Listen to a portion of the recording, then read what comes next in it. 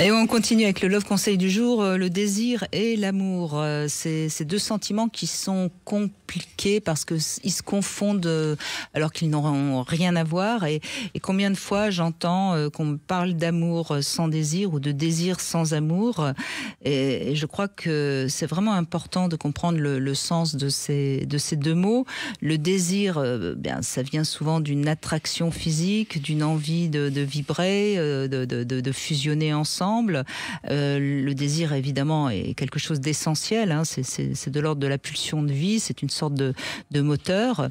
Alors que l'amour, c'est de l'ordre de l'attachement. Hein. C'est un lien qui se crée, qui est de plus en plus profond. Et on ne peut pas parler d'amour si on ne connaît quelqu'un que depuis 2 heures, hein. On va éventuellement parler d'attraction, d'attirance.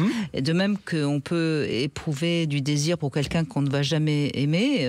Et c'est vraiment, je crois que c'est vraiment important de comprendre comment on navigue entre ces deux sentiments. Pour certains, il faut absolument qu'ils soient liés. Pour d'autres, c'est pas forcément nécessaire. Mais le désir, je dirais, c'est pour se sentir en vie. Et l'amour, c'est pour se sentir relié. Et c'est pour ça peut-être qu'on les confond souvent tous les deux.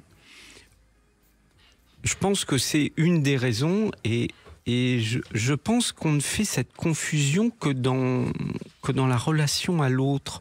Parce qu'il y a plein de choses qu'on désire, des objets. Ça ne veut pas dire qu'on les aime. Bien sûr, bien sûr. C'est vraiment dans notre rapport à l'être humain qu'on confond désir et amour. Parce que désirer quelqu'un, si on ne l'aime pas, ça veut dire qu'on est capable de le considérer un peu comme un objet. Et c'est pour ça que c'est tabou. Voilà pourquoi certains ne s'autorisent pas à juste désirer, à être juste un corps pour quelqu'un d'autre. Oui, et de même que parfois, on ne désire plus son partenaire et on croit qu'on ne l'aime plus.